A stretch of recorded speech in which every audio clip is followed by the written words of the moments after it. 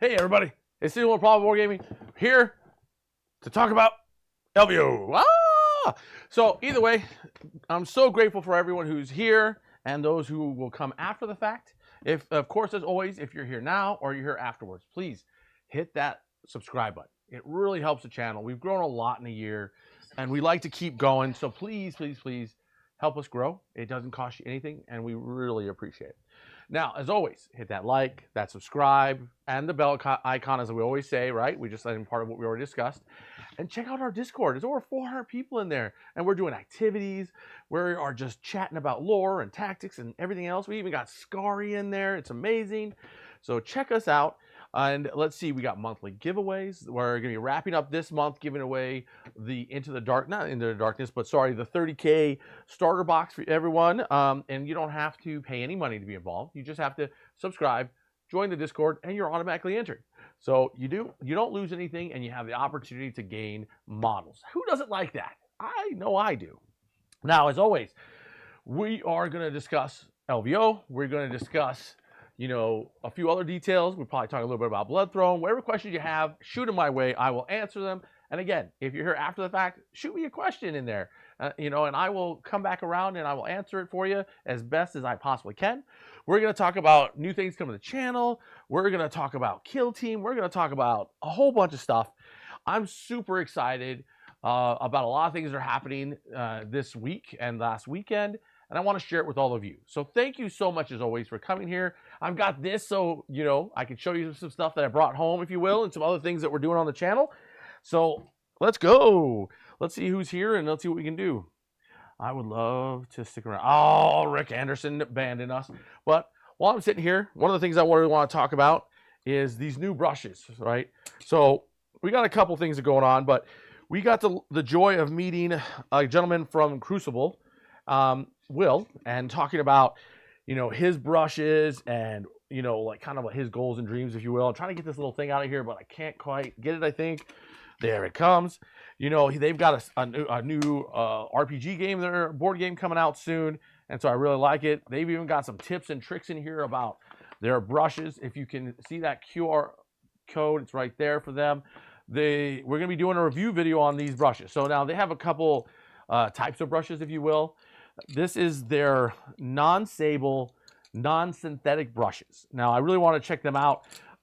They weren't too expensive, and they come with a lot of brushes, as you can see.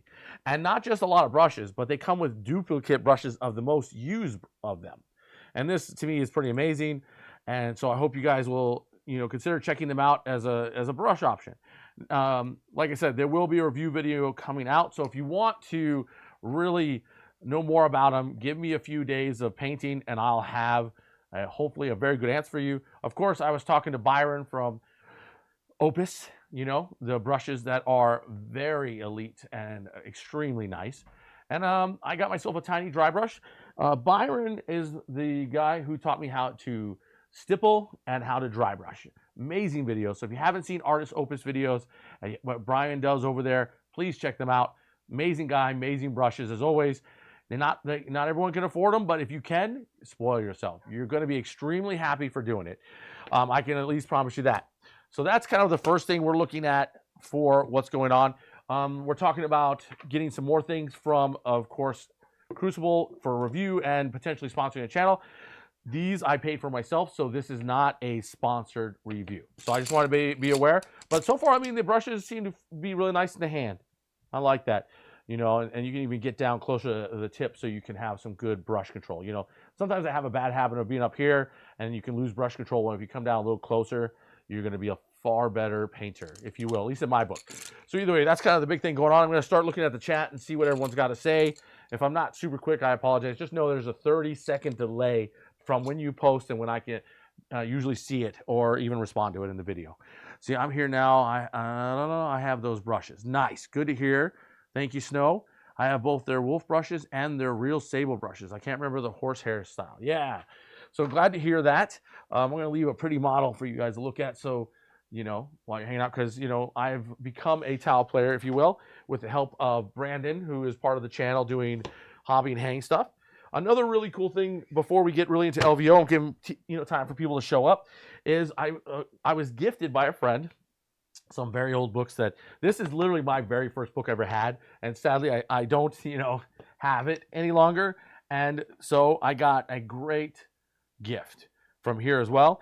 And so I'm super excited to look through and kind of, compare how things have changed over the years, right? Because this book is 20 years old. So I'm really excited to have that back in my life. And then, of course, we got the book that, I don't know, I'm just in awe that I have this book now. This is a book I never thought I would own, and to have it gifted to me was just amazing. It's so great to see some of these old models, all metal. It brings me back. This is the kind of stuff that, even though I love our new models and how amazing they really are, this is just so nostalgic for me. I really want to go through and reread the lore, see how different it is, right? Because, holy cow. Because, look, they got the world of the Spirit Exodites, Outcast, and the Exodites. Of course, we got talks of Slanesh, Avatar. There's the Black Library, so we're talking about Harlequins. Oh, my babies. My babies. But, yeah, so it's just super, super cool. My friend also had a very old Tau book, but he likes Tau not more than me, but as much as me, if not more. And so he wouldn't give me that. And then, of course, for those of you who know me, I love the Dockin. There's a reason why I think Scary is amazing. Of course, if you haven't checked out Scary, please go check out his channel. The man does amazing work. I think the world of him. I was there. Nice. Good, Soul Rex. Good to hear. So again, so I think some of these old models in many instances are, I can't speak correctly, look amazing. So it's just so cool, right? To go through some of this original and much older lore and see what's been retconned, what's still there. So I'm excited to go through these books and have a little fun with that.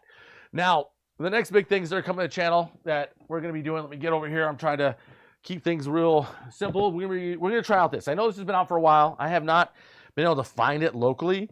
So I'm just real excited to have been able to get this. Of course, we got a lot of dice in here. Who doesn't like dice?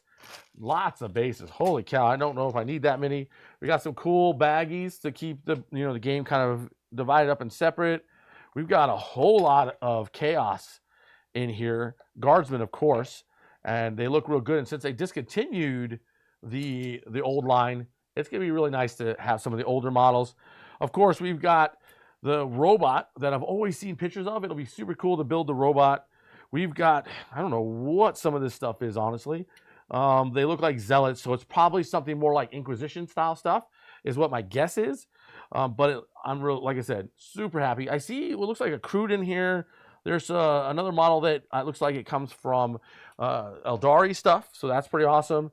And then there. So like I said, if you got some question about LVO, please shoot it my way. I'm going to go through a little bit of what I picked up on my adventure.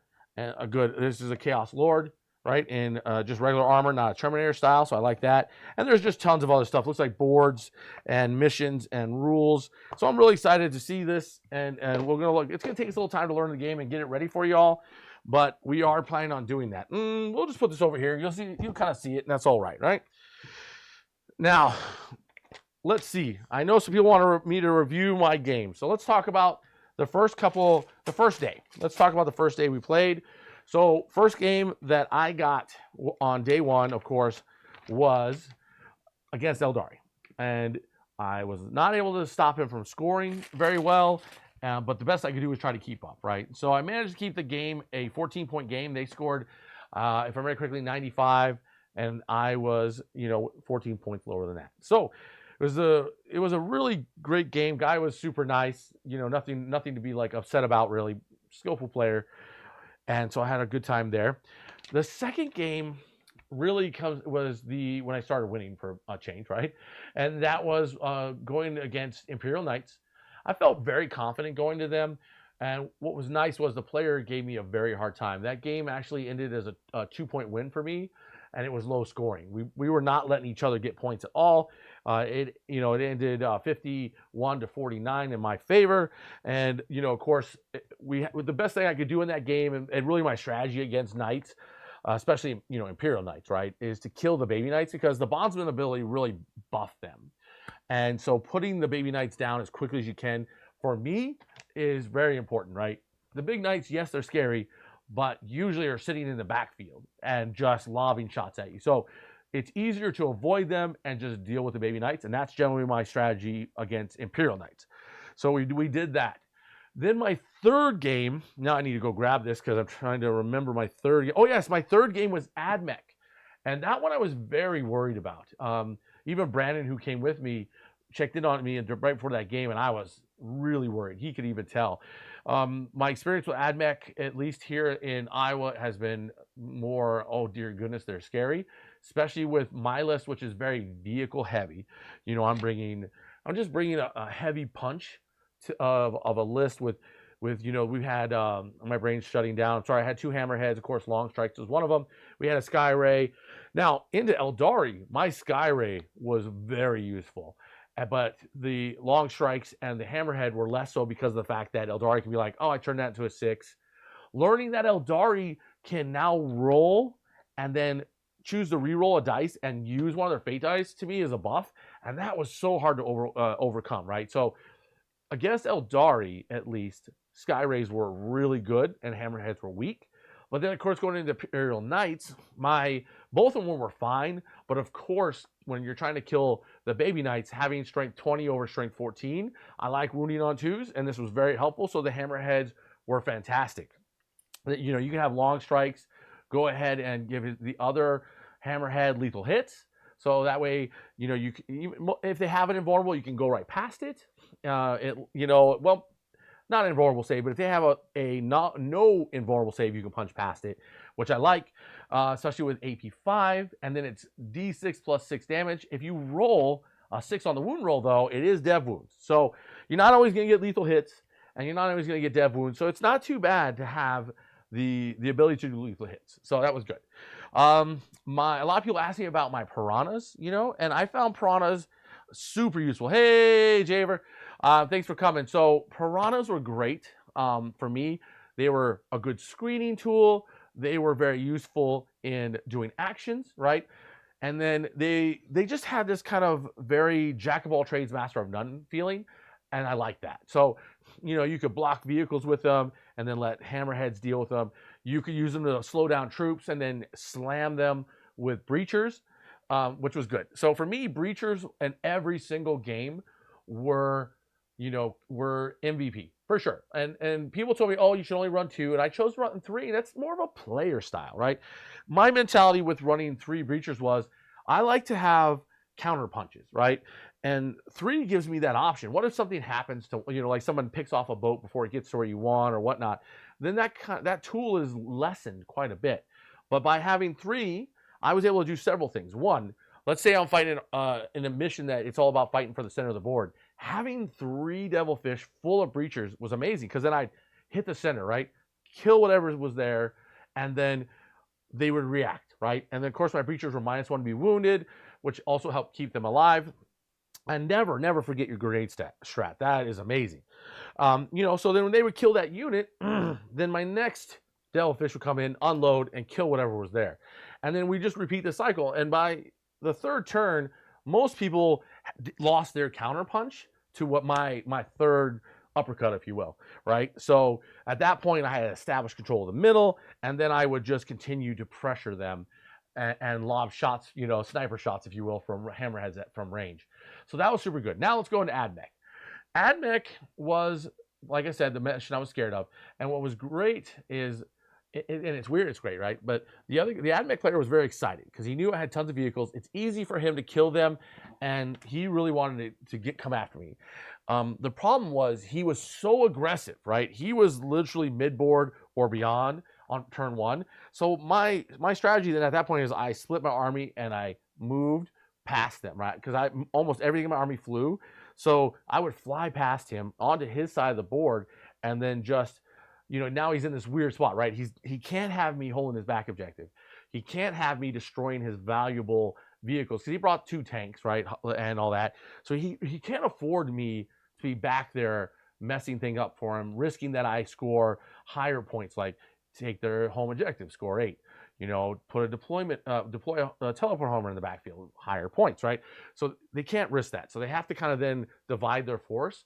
And the problem by doing that is then now I, as more of a hoardy Tau army, could then pick them off and really deal with them more effectively. And then once I dealt with this kind of his army being split, dealing with many things, then I just fell into the rest of his army, and he was trapped between my army on basically on two sides. And as we all know, that's not a good thing. And so I managed to pull off the win. I pulled off 87-71, so I was very proud of that win. And you know, I slept like a baby. I felt like I had no stress that night, and I slept pretty well. Excuse me. Now, day 2, I drew, what was it? I believe, oh yes, I drew, I believe it was Imperial Guard. The gentleman brought a giant Bane sword, I believe is what the version of it was. And he just plopped it in the middle of the table, and he was like, that's mine. And I was totally fine with it because that mission wasn't about controlling the center or fighting for it. So I just scooted around the edges, played more like I would as an elf, and just scooted around. I killed, you know, everything else that was supporting that vehicle, which then allowed me to score well. So when it comes to guard, right, when you're seeing like a big monstrous vehicle and you're seeing tanks and a little bit of artillery and stuff, I always knock out scoring units first, typically, right? Now, he had a couple flamer tanks, you know, the Hellhounds or whatever. And of course, my Hammerheads and Skyray took those off the table immediately because he just rushed them forward. But then the rest of my army focused on killing guard. We left his artillery alone. We left his home objective alone. We just took away anything he could do to score points. And so that game swung, you know, really, really back into my favor. Hey, Warren, great to see you. If anyone notices, I've got the old Eye of Terra campaign map from back in the early 2000s. This is something that was done worldwide, like from and all the different hobby stores were involved, right? They would send results of these matches and stuff to GW. So this was something that I was also gifted. I never thought I would own this map, you know, but I'm super, super excited to have this Eye of Terror map. I'm gonna, you know, fix it up a little bit. It's got little wrinkles and stuff, and then I'll probably be hanging it back here somewhere real soon. So that's super, super cool gift I got. Now, let's go back into day 2 of LVO. Day 2, like we said, we took care of guard, and we put them down pretty handily, and I was very excited about it. But then it got rough after that. My next opponent, let me look it up. I've got it right here. Hopefully I've got it right here, right? Everybody? But let's go backwards a little bit. Let's go to day, okay, so we're on round 5, which is what I need. And let's see who I played, because I don't heck remember. Oh, Max. Yes, Max was a nice guy. A lawyer out of Texas. Overall, very nice guy. And I learned a lot from him. But let me remember what he had. No, well, no, that was actually that. Oh, that's right. Okay, now I'm remembering. Votan. Votan was my first game. Guard was my second game, which, as you know now, I won. Votan were only difficult because of their grudges, right? I had taken out all of their vehicles. I had taken out, you know, all of their, you know, battle line unit stuff that had sticky objective. But they had those big blocks of basically Terminators moving the board. And I just had a really hard time killing them. Plus, he had a full brick of the Thunderkin. And they were just eating vehicles for breakfast. And that was really rough. And like I said, the grudges really got out of hand. And I guess that ultimately cost me the game because, you know, as he dwindled, he continued to grow rapidly in strength. And then next to know, I'm dwindling. And to the point where I couldn't win the game. But it was a lot of fun, and grudges are so powerful. So that was a good game. Very pretty army on the table. And so, yeah, I liked it a lot. And then my last game was, of course, in a Black Templar. And that game was unbelievably exciting. I can't even tell you how much fun I had. Nail biter of a game. Let's see what everyone else is saying in chat before we go too much farther. I have both their, okay, we got that. I was there. Hello, Jaber. Happy. We got Warren here, and we got Rex. Hey, Rex. So, either way, let's talk about Black Templar. Okay, so he had, of course, Grimaldus. He had Helbreck. He had Helbreck with like this big batch of looked like, you know, old knights carrying a sword kind of thing. And then he had Grimaldus with a very unusual unit. It had servitors and it had like scout marines and regular marines. It was this really unusual combination of models. And then, of course, he had three of, I'll just call them walkers, because I'm not a Space Marine player, as you all know. And so he had those. He had one that was a shooty type and two that were melee type. And then he had one tank in the back. And right off the bat, I started popping the walkers as fast as I could. And he even, and he had a Land Raider that had not Grimaldus, but that Helbrecht was in. And of course, I popped that turn one and made him have to walk with his crew across the board, which was very helpful. And, you know, I appreciated the fact that they got some extra exercise. Now, as that was going, the only thing was the biggest problem in that game, because all the other games, for the most part, the cards were fair and coming pretty well. But in this game, it was rough. I was drawing cards that I couldn't score on, and cards that needed me to do something besides kill what he was throwing at me. And that's those hard decisions, right? Because if I do the points, then this stuff kills what I need to keep alive, and vice versa, right? Oh, Sword Brethren, thank you so much. Odin, woo! So, you know, that made it tough. So my idea was, as he's marching towards me, because I'm knocking out his transports, now I can focus on knocking out walkers. I can focus on trying to get the tank off the board and that kind of stuff. So that was, and he had one pack of, you know, jump pack guys. So that was, you know, as we started the clash, turn one, I was very conservative playing into him, and I quickly realized, he's scoring too quickly already. I scored nothing turn one, and he scored 10 points. He was already like an easy lead, and then going into turn two, there was, again, I didn't score, right? And I was like, no, I'm in trouble now, because now he scored 10 again. We're not even looking at primary, right? Because primary was, you know, max you could do was 10, and then at the end of the game, you could score bonus 15 if you had 3 points. And so, you know, looking at that, I was like, okay, I'm in trouble, and I hit the gas pedal, right? I said, we're done waiting for him to come across the board. We're done whittling him down. And I just went all in, hammered him hard, and it really did work. By the time the game was over, he only had a tank left and 2 little small batches of jump pack guys. That was it. Everything else was gone, and I had a large part of my army left. And so I felt good, right? And then as I pushed and we were in that last turn, I moved my last 2 piranhas, and I was like, okay, battle shock your home objective, battle shock this other objective nearby. He fails the first one. I'm like, oh yes, we're looking good. And then he passed the second one, and it was heartbreaking at that point, because of the fact that he had already used his 1 CP strat that you can use to auto pass turns earlier when he was really worried about something. So there was a great opportunity there, but it's a risk, right? It wasn't guaranteed. And because of that second unit passing its battle shock, the game ended within 5 points, right? So I would have won, well, it was 4 points, but I would have won by a point if that second unit would have battle shocked turn 5. And that would have been amazing. So such a nail biter. And like I tell people, if I would have probably hit the gas pedal turn 2 and really laid into him, I think I could have won it, because then he would have had 1 less turn of being able to score, because the units would have been dead. And I think I could have pulled out potentially like a 10-point lead. And that would have been great. So this year compared to last, LVO was very competitive, maybe even more so, but friendlier, right? I didn't run into a single tryhard. I didn't really run into anyone that wanted to argue rules or anything. I had one moment, but you know, the judge said I was right, so I felt good.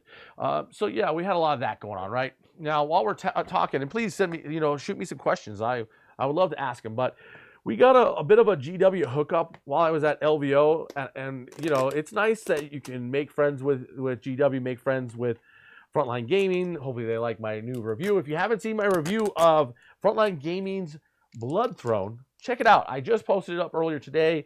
It doesn't go into crazy detail, right? I don't want to spoil too much, but I do want to give you my opinions on, you know, important things that I experienced during that game. So definitely check out that review. We're gonna have some other videos coming up this week. I've got so much, my wheels are turning on lots of video ideas, so I'm gonna be crashing out a bunch of videos for that. And this is a wonderful hookup we got from GW, and I wanted to kind of take a peek inside. And don't think it's the only one. We got something else over here as well. But oh yeah, we're looking at the Striking Scorpions. Looks like we got a couple that are just separate. Let's see what else we got here. Yeah, we got the same old, same old. I mean, they look like striping scorpions. I know. I mean, and of course they're plastic, and that's amazing, right? You got a lot of bits here. We've got our Scout Marines. This is really cool. Oh, there's something in here. What's this? What's this? Oh, okay. There's a little bit of terrain here. Nothing crazy, right? But it's a little extra, and I like that. So, okay, we've got new cards. I like it. So we're going to be using these. They appear to be specific. So this is going to be the Scout Marines. This is going to be the Eldari. So that's a new change that I don't remember from previous editions. If I'm wrong, please let me know. Leave a comment in, below, or ask me a question now. But this is tempting. We're going to look deeper into this because this is new to me, and I think new to a lot of you as well who love Kill Team. Of course, we got the new rule book. We got some, looks like mission cards. We're going to need to crack this open.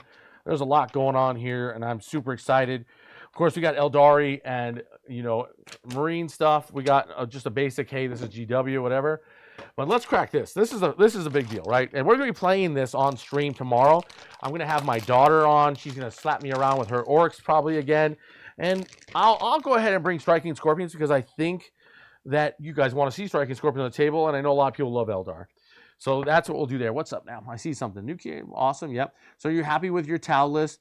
Are there tweaks? Oh, excellent question. Thank you, Warren. Yes.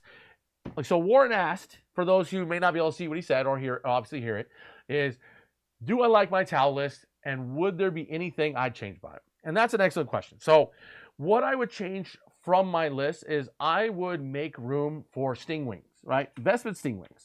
And I'll explain to you why. There's several reasons, and let's get into it, right? Now, what I like about Stingwings is at the end of your movement phase, you can pick them up, right? They go on reserve. What does that do for you? Now, if you're in a later part of the game, that means that these guys can basically, or not even later part of the game, heck, after turn 2, these guys can basically land anywhere on the board, right? And score you points, and can be a nuisance. And the fact that they're strength 5, AP 2 damage, this is fantastic. Marines do not want to be shot by these guys, right? They just don't. My true desire would be to find how I could find out to get 2 of these into my list. So I'm looking at dropping potentially Kroothound. Kroothound were fun, but they died at a stiff breeze, and they don't do a whole lot for you, right? And so even though I enjoyed playing with them, I felt that Vespid Stingwings would, make up for what I was lacking. And what I'm lacking, again, of course, is shooting, bouncing around the board quickly, and getting actions done for me, and being a nuisance to my opponent, right? And anything that kills Marines always makes me happy. Sorry if you love Marines. So that's right now the big change I'm thinking about. Looking at the list that came in 13th at LVO was a guy I made friends with named Kyle. He's got his own Patreon, his own YouTube stuff. Very, very nice guy. Came in 13th. And his went in the direction that initially I was looking at and debating on. And that was, he had a Cold Star, was leading 6 men in Deep Strike. He had our good old Farsight leading a 3-man squad, being on the table, because he's master of the Monka. He gets +1 to wound if he's within 9 inches with his boys, right? So they're all wounding really easily. It's a great tool. He built an army that fit the table better. So here's the problem I ran into, and thank you, Warren, for asking this question, is the hardest part about player place terrain is that the shooting lanes can be very bad for you, or good for you. And then at the same time, it's hard to hide your army when it has a big footprint. The Tau army I brought with me, had a lot of, it was 90% vehicles, right? And so my footprint was huge. And typically I would lose at least 1 vehicle from Alpha Strike because I could not quite hide them all. And so that was sad. Now looking at the like I said, the Tau player Kyle, Grundy, if I remember correctly, from England, his list was very, utility built wise, right? It can hide easily in player place terrain. It can do the mission. It can score you the points. And it has tools to deal with trouble units. Just a great list. And it's one that I almost put on the table. And then I talked myself out of it. And that was my mistake. I don't know if I could have done 13th, but I might have been able to do better. And that's okay.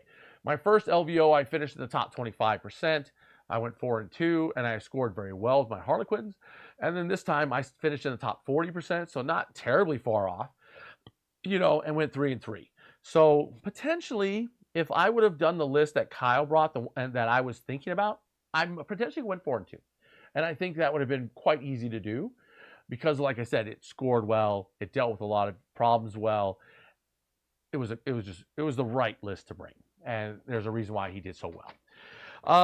Now, while we're doing this, let's see what's in this book. Let's see what's going on here. Because we got a lot of striking scorpions, right? We want to see what they've got. We've got some aspect techniques. I know if you take all striking scorpions, then you're able to, or let's say all aspect warriors or whatever of one kind, you can use stuff more than once. Oh, yeah, nice little map designs. I like it.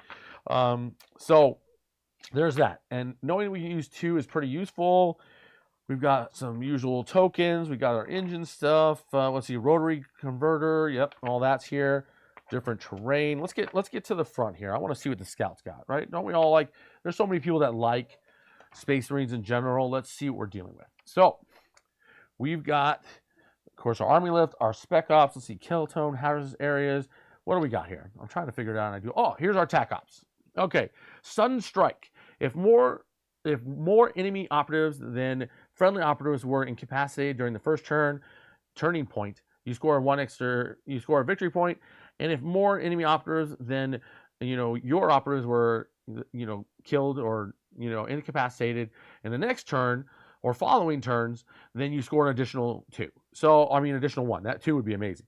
So that's pretty cool. They've got From All Angles and Gathering Reconnaissance.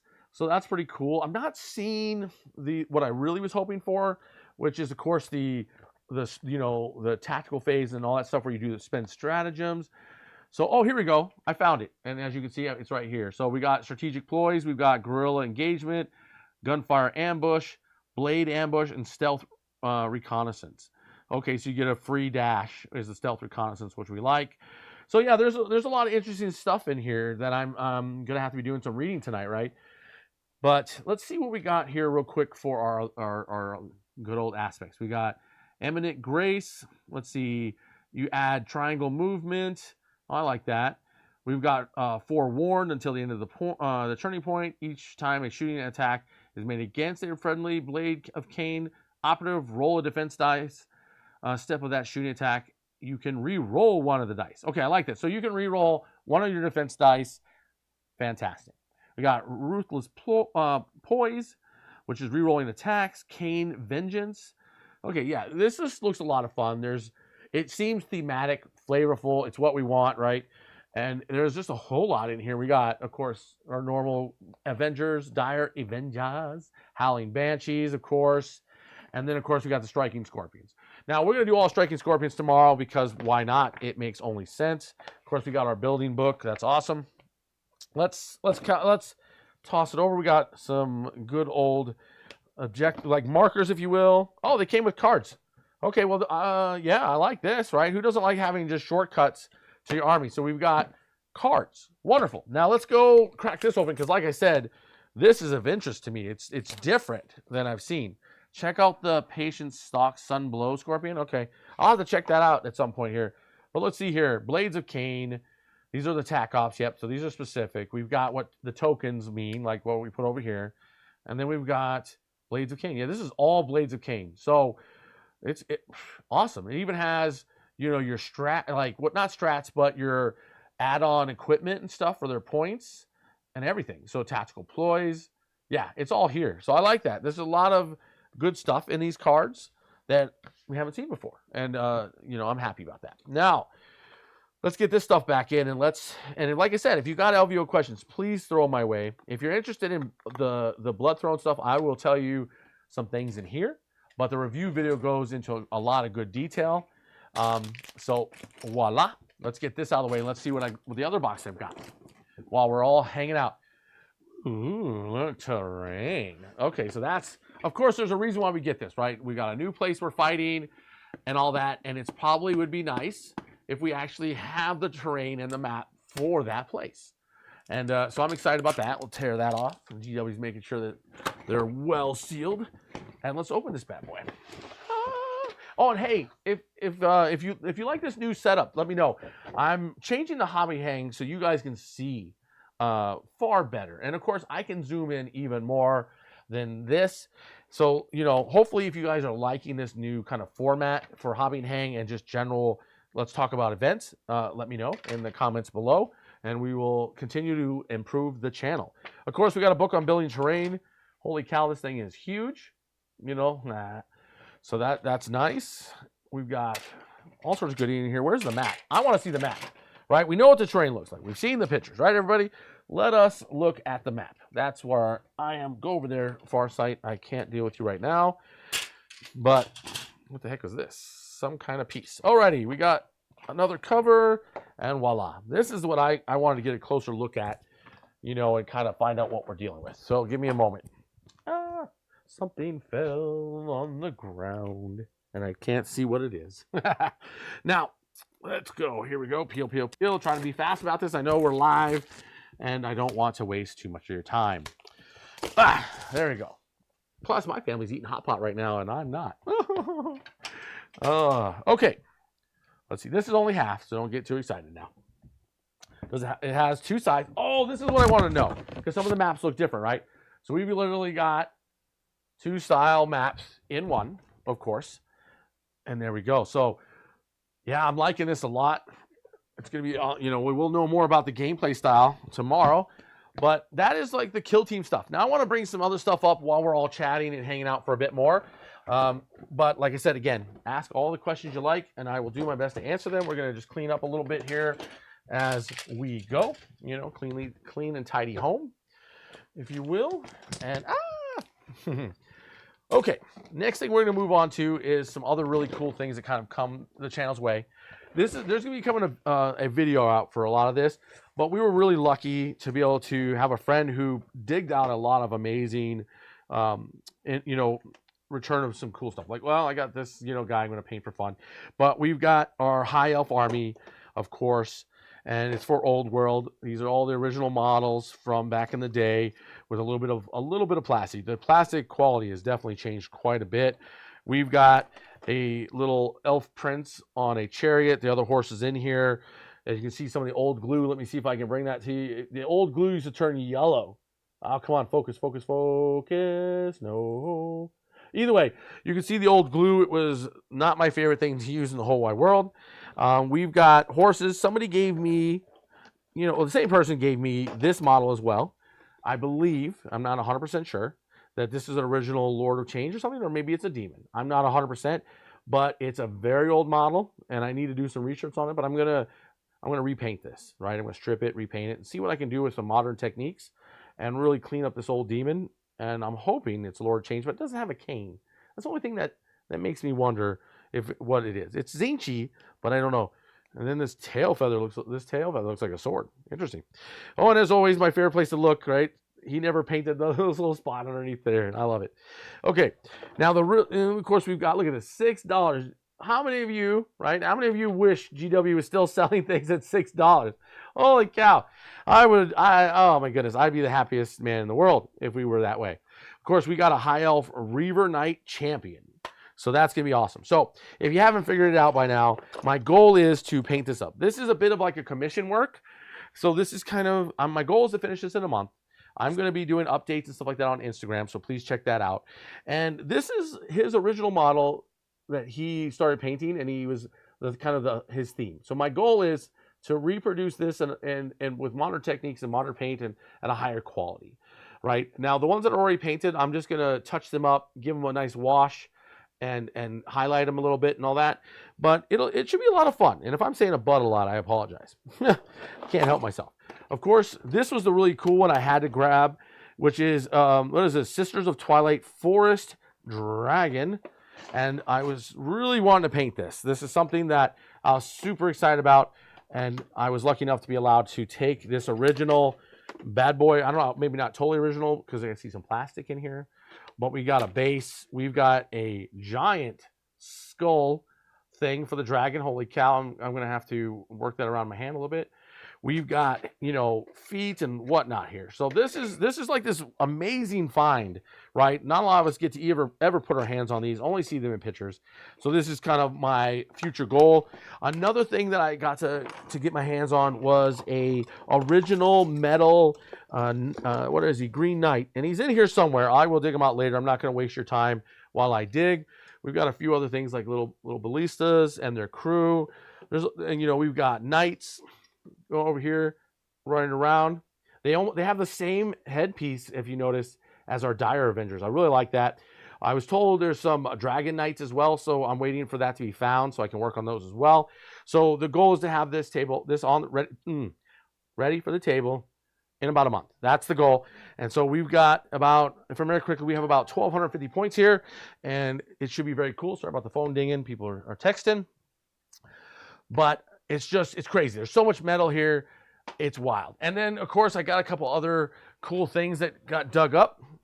So we've got a good old White Dwarf. This one doesn't even have a number. This is like, just says it's 2013 with no number. It's got some articles. Look, oh, this looks amazing. Look at this, a Forge Fiend converted into the Altar of Chaos for, you know, for Khorne. Holy cow. Looks amazing. This is something you could still do to this day. Of course, look at some of these models. They haven't changed a whole lot in their look. Just the quality has changed. I mean, it's wild. All the little things in here, right? This is a 10-year-old book, and yeah, I love it, right? And this is the one thing I was told I had to return, and so that's okay. But they had tons of old Space Marines with beaks and everything. You know, I got my hands on an old Legion of the Damned box, which was awesome. We got some of these old little magazines, if you will, from Games Workshop, a world of hobby games, and these are old.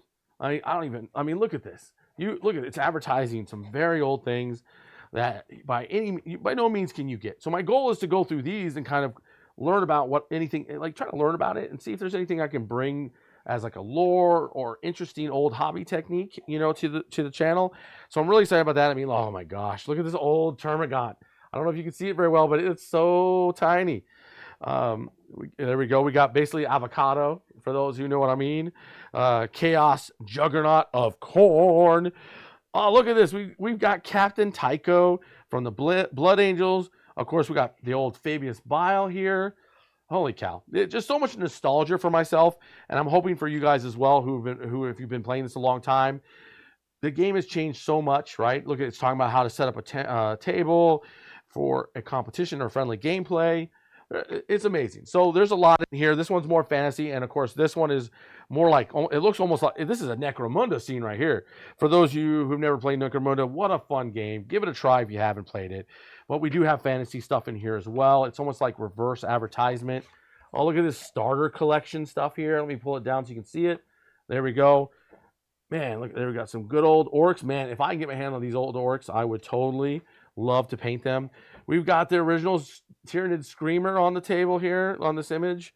Holy cow. So many cool things, right? So that's kind of the good stuff that's happened today and from LVO. It really was an amazing trip. If you haven't been to LVO, please consider it.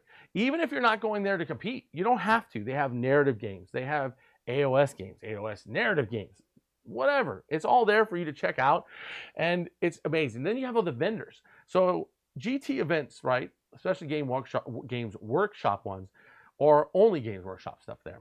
But when you go to these ITC events, now you're looking at all these different, you know, companies doing different types of games and everything else. Like I got to look at Judge Dredd and things like that, and it all looked like a lot of fun. There was painting classes. There are just everything you could think of or probably would want was there. So that is really the long and the short. I always like showing off Mr. Farsight. Now, the other thing I will tell you, though, real quick, because we are sponsored by these people, and I probably should tell you about them. Just a little bit. No big deal. This is my A case. And now I have two of them, right? I have a personal item size one, right? You can put it on your seat. And then this one goes above you. It was really amazing, right? Because I didn't want to pay for a third case, right? I didn't want to, pay for bring on a backpack or whatever.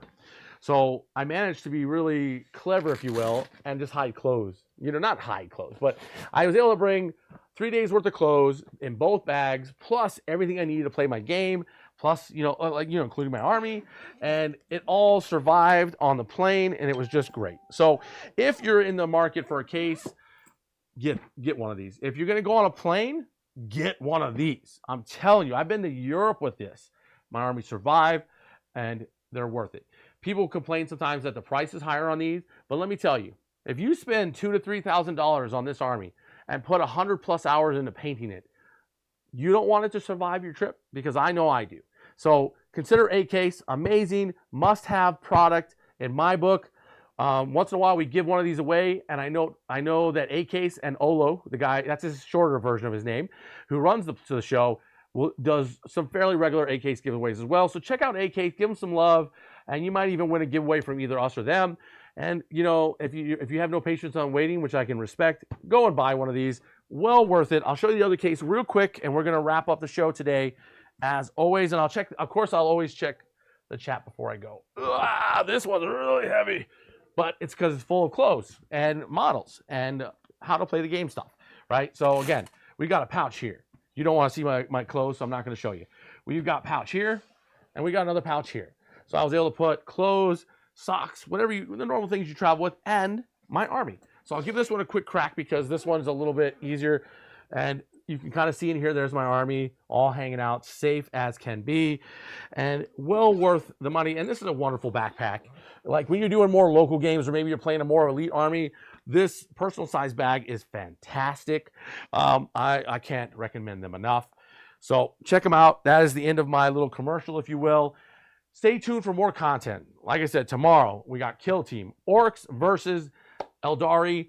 We're going to be having a great time. My daughter and I, she's really enjoying the game, and we're going to keep going there with that.